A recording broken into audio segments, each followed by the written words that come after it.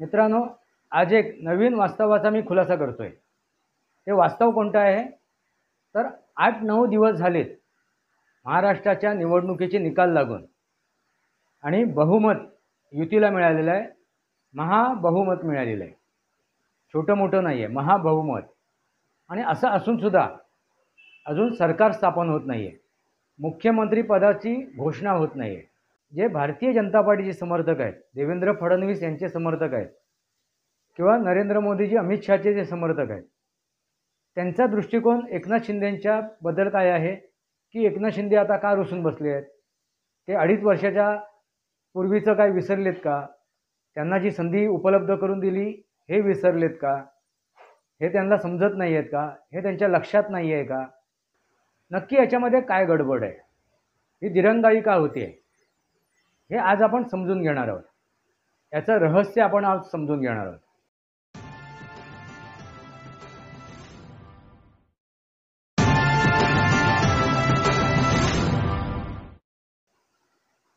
नमस्कार मित्रांनो, वास्तवावर बोलू काहीतरी।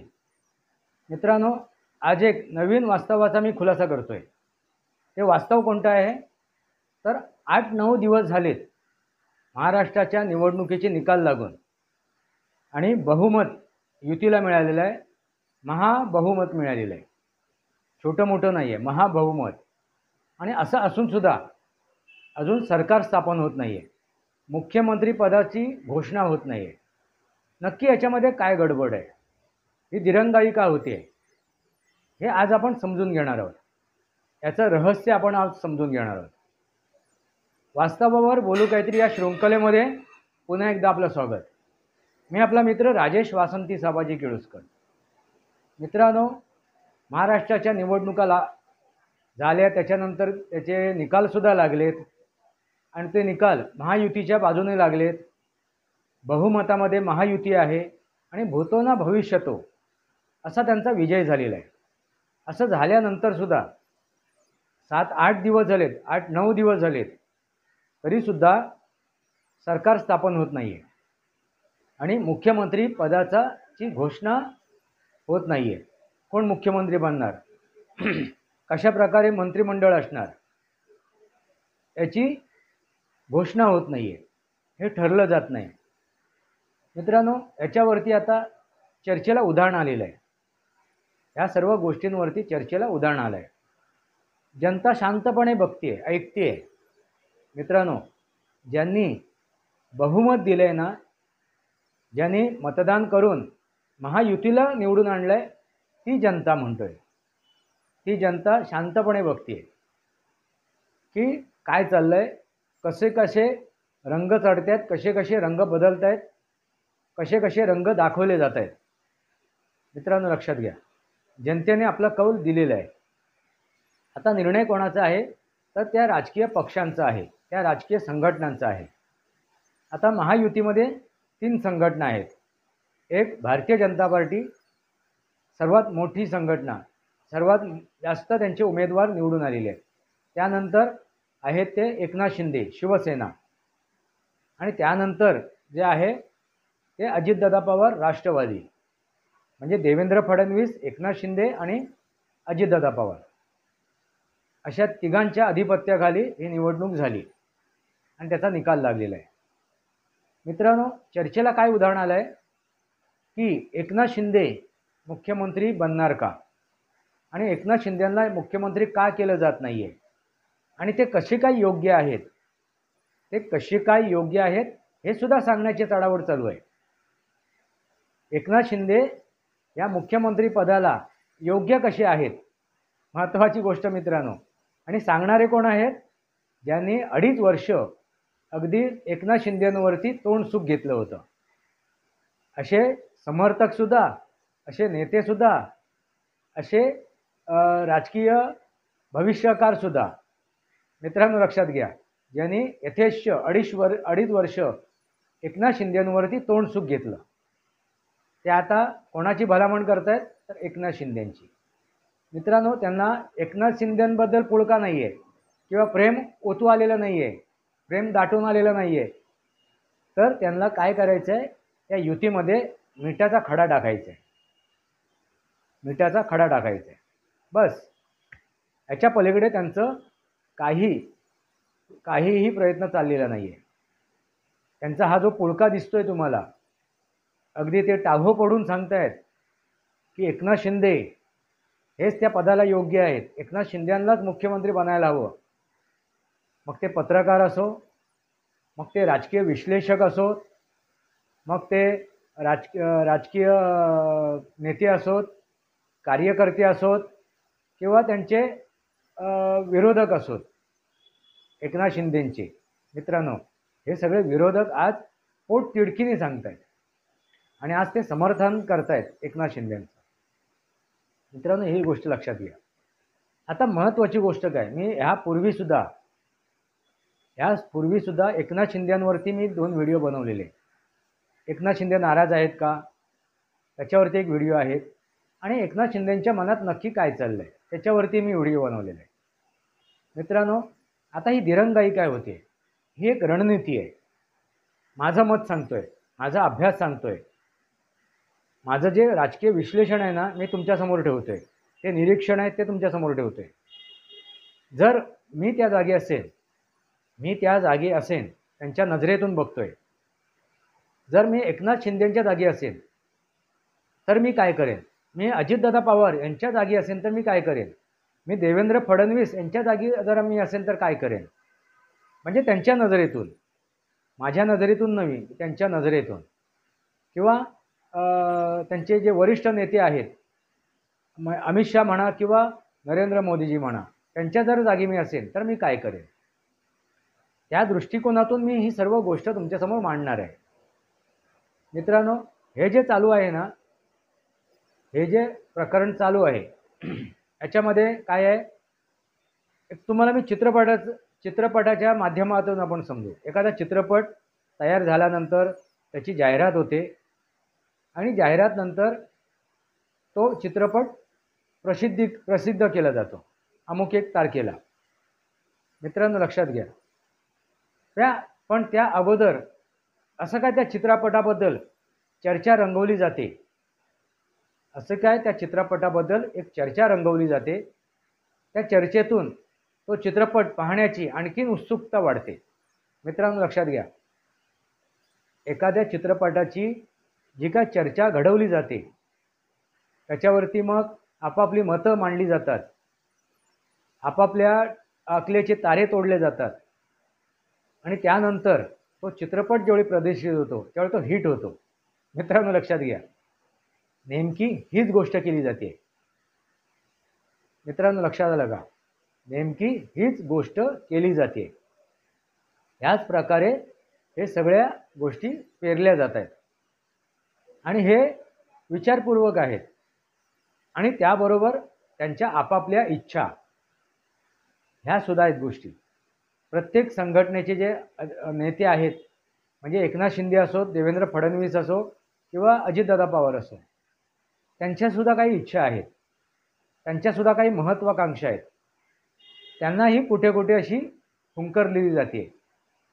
मित्रांनो, लक्षात घ्या, एकनाथ शिंदे जे काय वक्तव्य करतायत, ज्या प्रकारे वक्तव्य करतायत, त्या वक्तव्यातून त्यांना एक निदर्शनात आणून द्यायचं आहे की मी असा नेमळट नाही आहे, की मी समोरच्याच्या पुढे लोटांगण घातलेलं असं पण नाही आहे. मी माझे जे हक्क आहेत, माझा जो हे आहे, अधिकार आहे, तो मिळवण्याचा मी प्रयत्न करतो आहे. आणि मित्रांनो, त्यांच्या जागी दुसरा कोण असेल तोही तेच करणार. भले तुम्ही मी किंवा तुम्ही असाल, कोणी असेल, या जगातली कोणतीही व्यक्ती असेल, ती आपापला हक्क आणि आपापला फायदा उचलण्यासाठी प्रयत्न करणारच. भले तुमच्यामध्ये ती शक्ती नसली, ती ताकद नसली किंवा ती परिस्थिती नसली, तुमच्या बाजूनी नसली, तरीसुद्धा तुम्ही थोडाफार काय होईना तो प्रयत्न करणारच. तसाच प्रयत्न एकनाथ शिंदेसुद्धा करत आहेत. मग त्या मुख्यमंत्री पदासाठी करतायत का, तर मुळीच नाही. मित्रांनो, मुळीच नाही हा शब्द मी उच्चारतोय. मुख्यमंत्री पदासाठी एकनाथ शिंदे कोणतीही धडपड करत नाही आहेत. कारण एकनाथ शिंदेंना ही गोष्ट 100% माहिती होती की आपण 2.5 वर्षाचेच मुख्यमंत्री आहोत.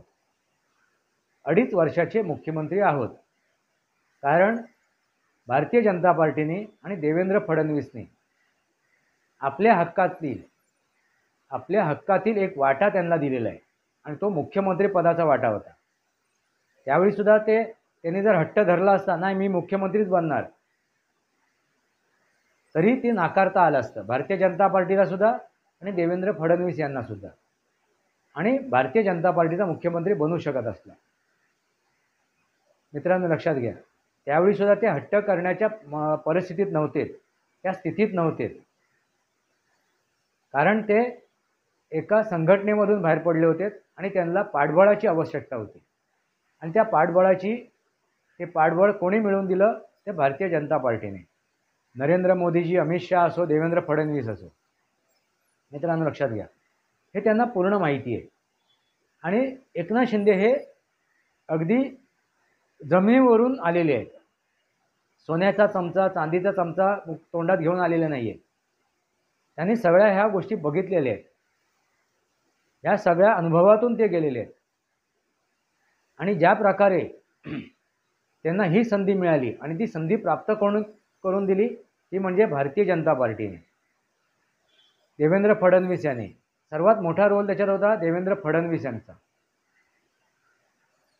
मग भारतीय जनता पार्टी असो, ते शेष नेतृत्व असो किंवा देवेंद्र फडणवीस असो, यांचे आभार ते नक्की मानत असतील मनोमन. मित्रांनो लक्षात घ्या, त्यामुळे 2.5 वर्षानंतर आपण परत मुख्यमंत्री बनू याची त्यांच्या मनात कुठेही हे नसणार की आपण 100% बनणारच, की आपल्याशिवाय ती गोष्ट अशक्य आहे. किंवा भले ती अशक्य असली आणि जर उद्या सकाळी देवेंद्र फडणवीस किंवा भारतीय जनता पार्टी म्हणाली नाही तुम्हाला नाही द्यायचं, आम्हाला आता मिळालं पाहिजे, तरीसुद्धा एकनाथ शिंदेनी ती तयारी दर्शवली असती. का? तर ज्यावेळी ते मुख्यमंत्री बनले त्यावेळी त्यांच्या बाजूने ती परिस्थिती नव्हती, ती वेळ नव्हती, तो काळसुद्धा नव्हता आणि ती स्थितीसुद्धा नव्हती, ते पाठबळसुद्धा नव्हतं. आणि अशा परिस्थितीमध्ये ते मुख्यमंत्री बनले होते. मित्रांनो, ही गोष्ट नक्कीच एकनाथ शिंदेंच्या लक्षात असणार. आता त्यामुळे ते मुख्यमंत्री पदासाठी असुसलेले नाही आहेत, पण एखादं चांगलं मंत्रिपद आपल्याकडे मिळावं याचा नेहमी नक्कीच ते प्रयत्न करत असतील. मग ते गृहमंत्रालय असो किंवा आणखीन अन्य कुठलंही मंत्रालय असो. जर आपण उद्या सकाळी उपमुख्यमंत्री बनलो तर ते पद आपल्याला, ते मंत्रालय आपल्याला मिळायला हवं, याच्यासाठी त्यांनी नक्की प्रयत्न केले असतील. मित्रांनो लक्षात आलं का? ते आता काय प्रयत्न करत आहेत, त्यांचं आता लक्ष कुठे आहे? हे जे काय दिरंगाई होती आहे, ह्या ज्या काय खेळ केले जात आहेत, हे जे काय दाखवलं जाते आहे, वरकरणी सर्व दाखवलं जाते एकनाथ शिंदेंकडून आणि भारतीय जनता पार्टीकडून, हे दाखवलं जाते. तू मारल्यासारखं कर, मी लागल्यासारखं करतो, मी मारल्यासारखं करतो, तुम्ही लागल्यासारखं करा. असं का? तेरी भी चूप मेरी भी चूप. कारण आतासाठी त्यांना महत्त्वाची गोष्ट म्हणजे ती संघटना आहे. 2.5 वर्ष त्यांच्या मागे पाठबळ होतं, ते म्हणजे भारतीय जनता पार्टीची. ह्याच्या पुढे त्यांना आपल्या संघटनेला सर्वाय करायचं आहे. तो घेऊन त्यांना एक हाती त्यांना ती संघटना चालवायची आहे. आपलं नेतृत्व घट्ट करायचं आहे, ते मान्य करून घ्यायचं आहे इतरांकडून. जे त्यांच्यासोबत आहेत ते खासदार असोत, आमदार असोत, कार्यकर्ते असो, कोणी असो. आणि त्यासाठी ते हा प्रयत्न करत आहेत की दाखवल्यासारखं, तू मारल्यासारखं कर, मी लागल्यासारखं करतो, किंवा मी मारल्यासारखं करतो, तू लागल्यासारखं कर. मित्रांनो लक्षात आलं का? म्हणून तो वेळोवेळी काय सांगतायत, भारतीय जनता पार्टीचे जे वरिष्ठ नेते आहेत, म्हणजे आपले अमित शहा, JP नड्डा किंवा नरेंद्र मोदी, हे जे सांगतील, हे जे ठरवतील, ते मला पूर्णपणे मान्य आहे आणि माझ्या संघटनेलाही मान्य आहे. मित्रांनो लक्षात घ्या, हे का सांगतायत? कारण ते ऑलरेडी ठरलेलं आहे, हे नक्की झालेलं आहे. फक्त मुद्दाम वेळ काढला जातोय. त्याची उत्कंठा शिगेला पोहोचवली जाते. तो चित्रपट प्रदर्शित करण्यापूर्वी त्याची उत्कंठा ही शिगेला पोहोचवली जाते, बाकी काही नाही. आणि त्यामध्ये हा जो प्रश्न उपस्थित झालेला आहे कुठला EVMचा, तो सुद्धा दाबला जातोय. मित्रांनो लक्षात घ्या, त्याच्याकडे जनतेचं लक्ष नाही आहे. आता लक्ष कुठलं आहे तर सरकार बनणार, सरकारमध्ये कोण मुख्यमंत्री बनणार, कोणाकडे कुठलं कुठलं मंत्रालय जाणार, हे लक्षात आहे. आणि परत हे तिघांमध्ये अलबेला आहे का, सामंजस्यता आहे का, हेही बघण्याचा प्रयत्न करणार. त्यामुळे ही शिगेला पोचलेली उत्कंठा आहे. मित्रांनो, आता तुम्ही म्हणाल एकनाथ शिंदे मग असं करतायत, मग अजितदादा का नाही करत आहेत? मित्रांनो, अजितदादा बरोबर जे संघटक आहेत, जे कार्यकर्ते आहेत, जे नेते आहेत, त्यांनी अजितदादांना स्वीकारलेलं आहे. कारण अजितदादा हे पवारांचेच, कोण पवार, आपले शरदचंद्रजी पवार यांचेच पुतणे आहेत. आणि त्यांनीच ती संघटना उभी केली होती आणि त्याच्यातून ते बाहेर पडलेले आहेत. त्यामुळे नेतृत्व बदलामध्ये, तिथे नेतृत्व बदलामध्ये कोणीही प्रयत्न करणार नाही आजच्या घडीला.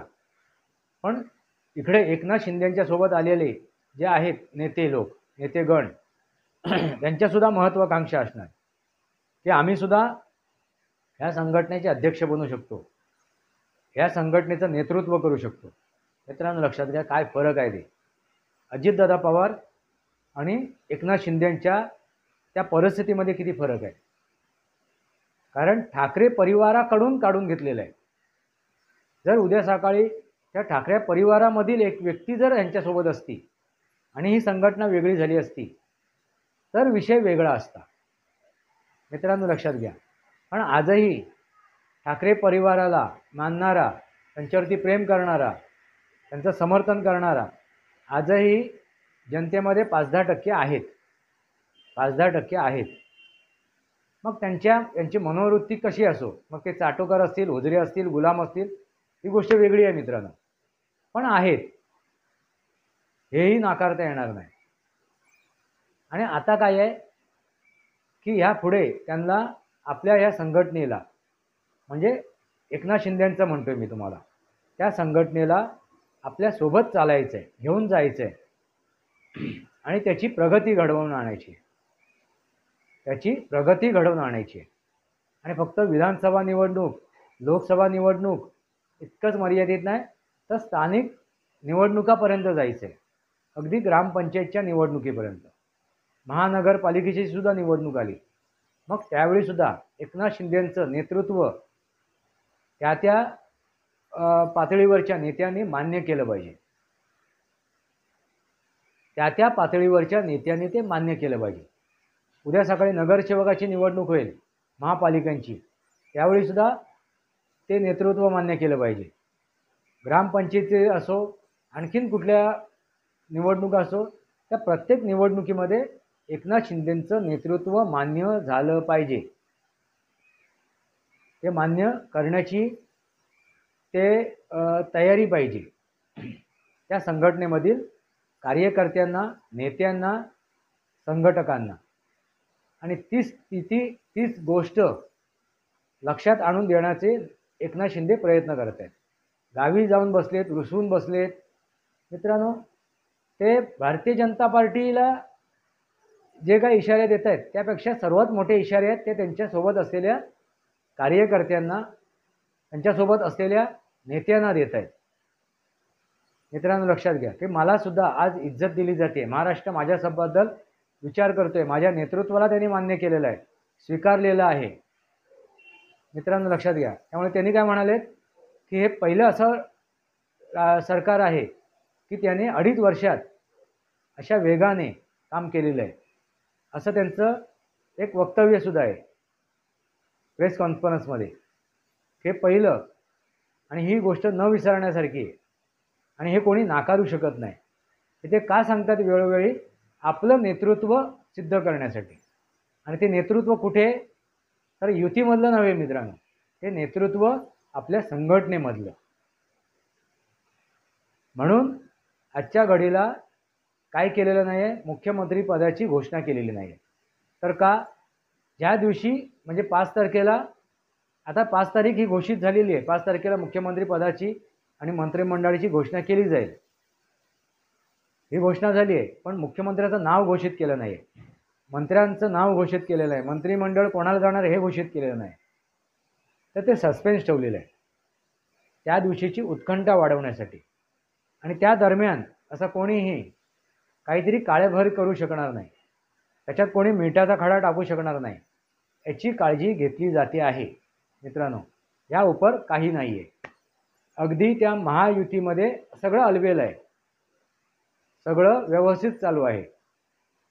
आणि आज यांनी तर आपले अजितदादा पवार यांनी तर मान्यच केलेलं आहे, भारतीय जनता पार्टीचे निर्णय घेतील ते मला मान्य आहे.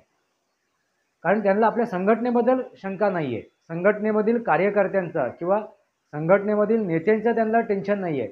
एका दुसरा असेल जे तो त्यांना वरचढ, त्यांच्यापेक्षा वरचढ होण्याचा प्रयत्न करेल. उदाहरणार्थ छगन भुजबळ सारखी व्यक्ती, मित्रांनो लक्षात आला, किंवा प्रफुल्ल पटेल सारखी व्यक्ती. आपला मी माझं मत सांगतोय, तेच असतील असं नाही, म्हणजे एखाद दुसरी व्यक्ती असू शकते, एखाद दुसरा नेता असू शकतो. पण शिवसेनेमध्ये जे एकनाथ शिंदेच्या सोबत आले त्याच्यामध्ये बरेच जण तसे आहेत, बरेच जण तसे आहेत, त्या मनोवृत्तीचे आहेत, त्या मानसिकतेचे आहेत. त्यांना एकनाथ शिंदेच्या त्या खुर्चीवर जाऊन बसायचं आहे, म्हणजे कुठली मुख्यमंत्र्याची नव्हे, त्या संघटनेचे नेतृत्वाची खुर्ची. आणि त्यासाठी भारतीय जनता पार्टी आणि एकनाथ शिंदे यांच्यामध्ये जे काय चाललं आहे, हा विषय घालमेल दाखवला जातो आहे, तो फक्त वरचेवर आहे, दाखवण्यासाठी आहे, शो ऑफ आहे. तू मारल्यासारखं कर, मी लागल्यासारखं करतो. मित्रांनो लक्षात घ्या, बाकी सगळं अलबेल आहे. ही महत्त्वाची गोष्ट आहे.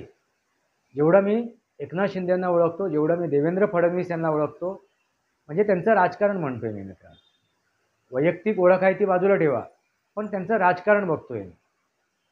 आणि नरेंद्र मोदीजी, अमित शहा यांचं राजकारण बघतोय. निवडणुकीचे रिझल्ट लागण्यापूर्वीच ह्या गोष्टीची सगळी प्रक्रिया झालेली आहे. हे फक्त आपला वरचेवर. आणि महत्त्वाची गोष्ट काय मित्रांनो, जर तडकाफडकी सगळे निर्णय झाले असे ना, तर काय झालं असतं बघा, एकनाथ शिंदेंना विचारतच नाही घेतलं, एकनाथ शिंदेंना फाट्यावर मारलं, एकनाथ शिंदेंच्या रुसवे होतील, रागवतील, रुसतील याचा विचारच नाही केला.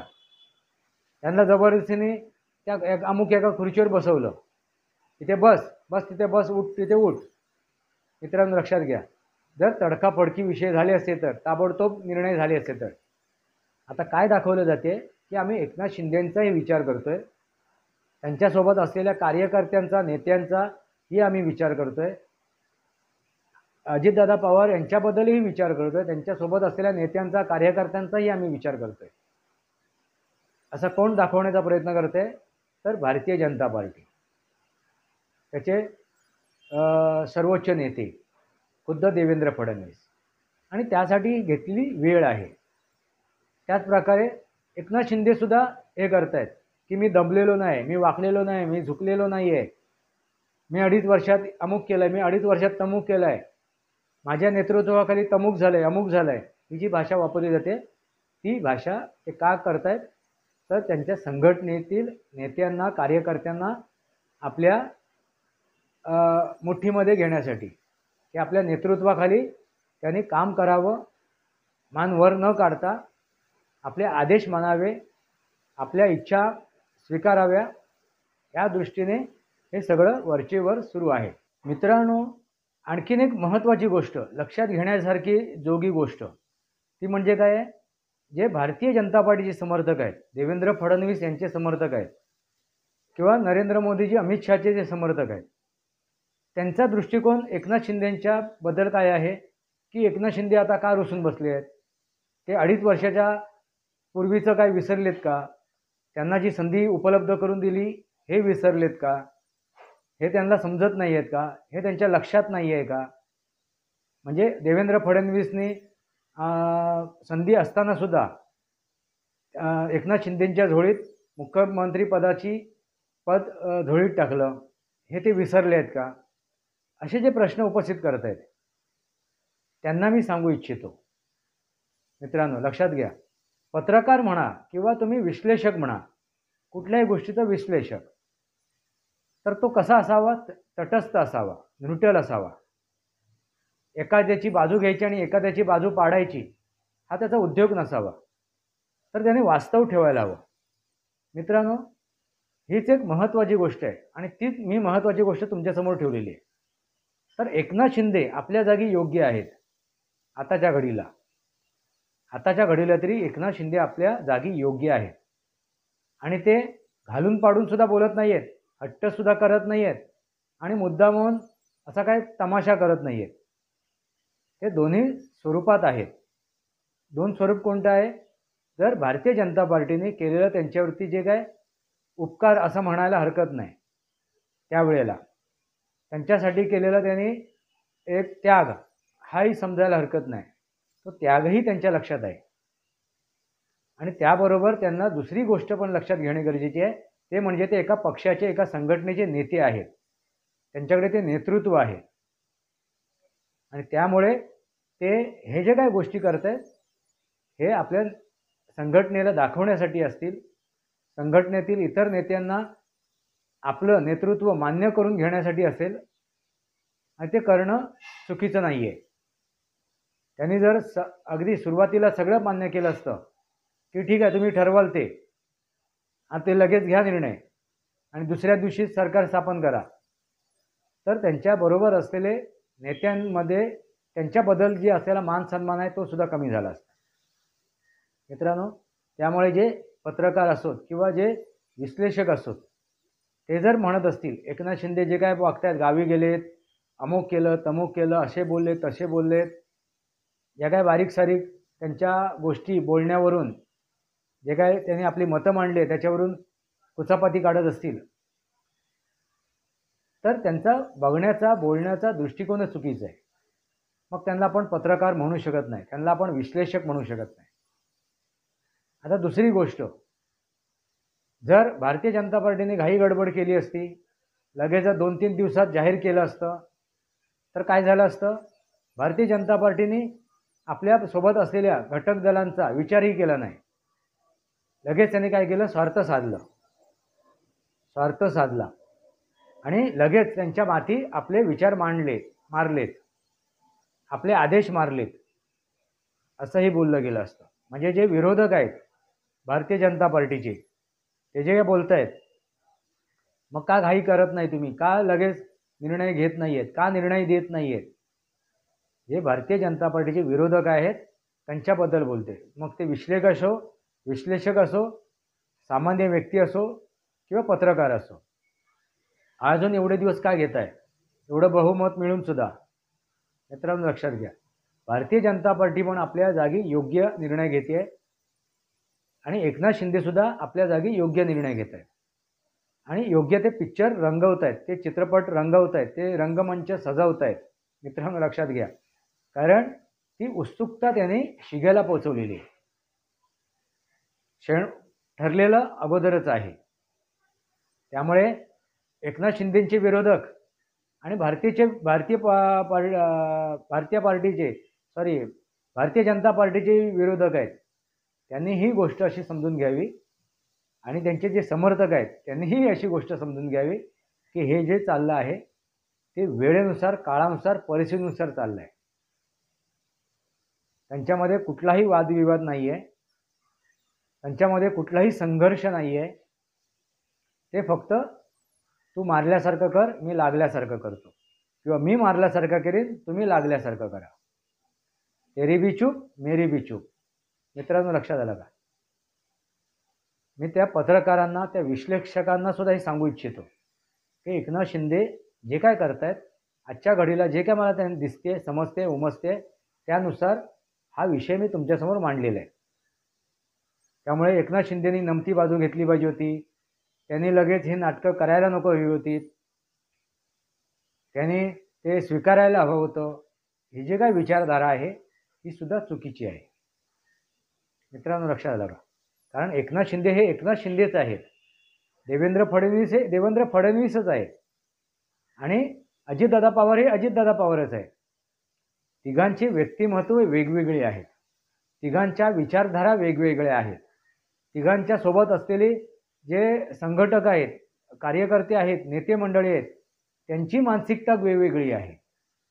मित्रांनो लक्षात घ्या, त्यांच्यासोबत असलेल्या त्यांच्या सवंगड्यांची, त्यांच्या सोबतींची, त्यांच्या कार्यकर्त्यांची सुद्धा प्रत्येक तिन्ही ह्या नेत्यांच्या जे आहेत कार्यकर्ते, नेते किंवा संघटक, यांची सुद्धा मानसिकता वेगवेगळी आहे.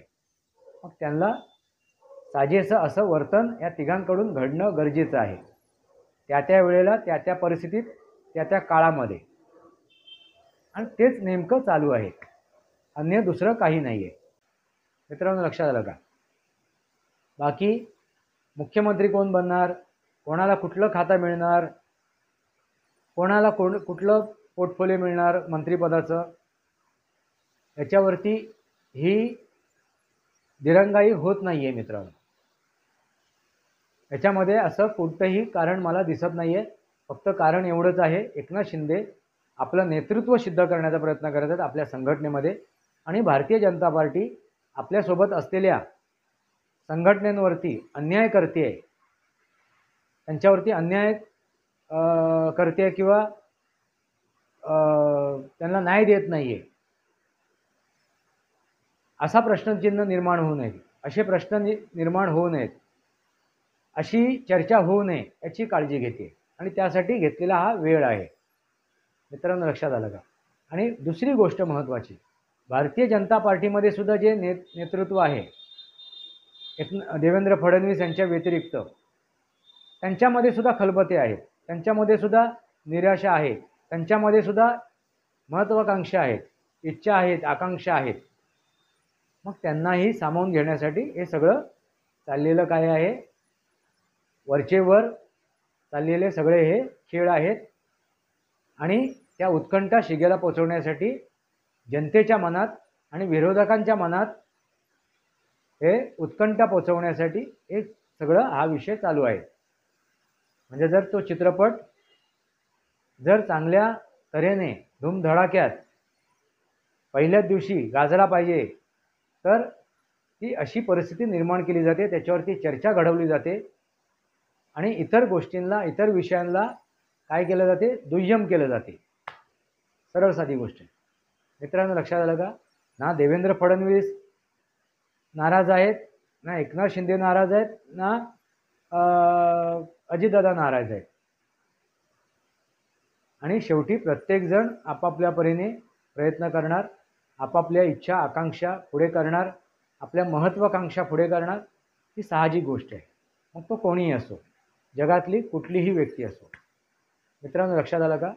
ह्या दिरंगाई व्हायला कारण काय आहे? तुम्हाला काय वाटते? तुम्हाला काय वाटते? मी जे विश्लेषण केलं आहे ते तुम्हाला पटते आहे का? आपले विचार कमेंट बॉक्समध्ये लिहा. वास्तवावर बोलू काहीतरी या शृंखलेला सबस्क्राईब करा, बेल आयकॉन दाबा. माझे विचार पट असे लाईक करा, आपले विचार कमेंट बॉक्समध्ये लिहा. तुर्तास इतकंच. भारत माता की जय, वंदे मातरम. जय भारत, जय महाराष्ट्र, जय सनातन.